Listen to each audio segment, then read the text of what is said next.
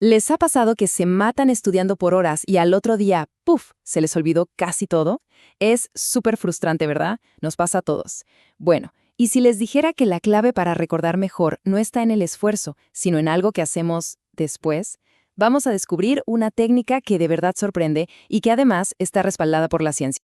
Esto nos lleva a una idea que, la verdad, le da la vuelta a todo. Siempre pensamos que el aprendizaje se acaba cuando cerramos el libro, ¿cierto? Pero, ¿y si el verdadero truco para que algo se nos quede grabado para siempre se activa justo después de estudiar? Esta es una pregunta que podría cambiar las reglas del juego por completo. Hablemos un poco del desafío que es la memoria. Todos queremos que la información se quede ahí, que se consolide. Pero, seamos honestos, nuestro cerebro a veces parece tener otros planes, y hacer que algo se grabe de verdad se siente como una batalla cuesta arriba. Y por más de 100 años, la solución que teníamos era, básicamente, la fuerza bruta: repetir. Gracias a gente como Hermann Ebbinghaus, la idea era sencilla: repite, repite y vuelve a repetir. Era como el estándar de oro, pero ¡qué agotador! Se daba por hecho que la única forma de forjar un recuerdo era machacando la información una y otra vez. Y esto, claro, tiene una explicación científica. Recordar algo no se trata de crear neuronas nuevas, sino de hacer más fuertes las conexiones que ya existen entre ellas. Imaginen un sendero en el bosque.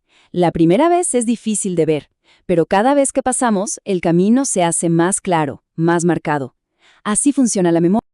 Ahora, ¿y si hubiera una especie de atajo químico? Una forma de marcar ese sendero en el cerebro casi al instante, sin tener que pasar por él 100 veces. Pues resulta que nuestro cuerpo produce algo que hace justo eso. Y su nombre es adrenalina. Para que vean el poder que tiene, piensen en este experimento de los investigadores McGaugh y Cahill. A un grupo de personas le contaron una historia súper aburrida, plana. A otro grupo, una historia llena de emoción. El resultado, pues, fue bastante obvio. La gente que escuchó la historia emocionante la recordó con un detalle increíble. Pero aquí es donde la cosa se pone buena. Lo que descubrieron es que no era la emoción en sí, el sentimiento, lo que hacía que recordaran mejor. Era la reacción química que esa emoción provocaba. O sea, la emoción era solo el detonante para liberar un chorro de adrenalina en el cerebro. La prueba final fue otro experimento. Le contaron la misma historia aburrida a un nuevo grupo, pero con un pequeño cambio. Justo al terminar, ¡pum!, les provocaron un pico de adrenalina de forma artificial. Y de repente, esa historia que no tenía nada de especial se les grabó en la memoria tan fuerte como la historia emocionante. Ahí quedó claro, la adrenalina era el ingrediente secreto. Y aquí, justo aquí, es donde la ciencia rompe con todo lo que pensábamos. Porque sí, la adrenalina es fascinante, pero lo que de verdad es revolucionario es saber cuándo usarla. Prepárense para esto del pico postaprendizaje.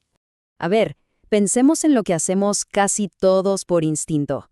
Nos preparamos antes de estudiar, ¿no? Nos tomamos un café, una bebida energética, lo que sea para estar bien alertas y concentrados mientras aprendemos. Pues resulta que esa lógica está al revés. Los científicos midieron qué pasaba si el pico de adrenalina ocurría antes, durante o después de aprender. Y los resultados fueron súper claros. El empujón más grande a la memoria, pero por mucho, se daba cuando la adrenalina aparecía justo después de que el esfuerzo mental había terminado. Y no estamos hablando de una pequeña ayuda. Un pico de adrenalina después de aprender puede disparar los niveles de epinefrina, que es básicamente adrenalina, hasta un 700% por encima de lo normal. Es como ponerle un turbo nitro al motor de la memoria. Una locura. Ok, la ciencia está increíble, pero la gran pregunta es, ¿cómo usamos esto en el día a día? Bueno, pues es hora de armar nuestro propio kit de herramientas para potenciar la memoria. Y la buena noticia es que no hay que hacer nada extremo. Podemos provocar ese pico de adrenalina de forma súper segura. Por ejemplo, una ducha fría de 1 o 2 minutos. Una sesión corta de ejercicio intenso, o incluso algo tan simple como tomarse ese café justo después de estudiar, en lugar de antes. Ojo, aquí va una advertencia clave. Lo que buscamos es un pico corto y rápido de adrenalina, no un estado de estrés constante. La adrenalina crónica, la que viene del estrés del día a día, es malísima, es tóxica para el aprendizaje. La magia está en el contraste, en ese subidón breve. Y lo más curioso es que, aunque suene a ciencia ficción, la idea no es tan nueva. Imagínense, en la Edad Media, a veces tiraban a un niño a un río después de que viera algo importante. Creían que el shock del agua fría le ayudaría a grabar el recuerdo para siempre. Era como una versión, digamos, un poco más rústica de la ducha fría. Entonces, con todo esto que sabemos, desde la neurociencia más moderna hasta esa intuición medieval, podemos crear una forma de aprender totalmente nueva y mucho más eficiente. Es momento de cambiar la estrategia. Aquí va un nuevo protocolo, en 3 simples pasos. Primero, concentración total, sin distracciones mientras estudian. Segundo, justo al terminar, ¡pum!, provocan ese pico de adrenalina. Y tercero, y muy importante, dejen que el cerebro haga su magia. Descansen, duerman bien, que es cuando todo se consolida. Si se van a quedar con una sola cosa de todo esto, que sea esta. Aprender no se acaba cuando cerramos el libro.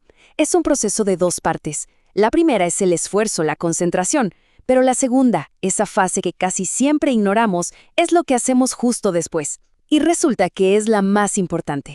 Así que, ahora que conocen este secreto, esta especie de llave para una memoria mucho más poderosa, la pregunta ya no es ¿será que puedo aprender esto? La pregunta ahora es ¿qué es lo próximo que voy a dominar?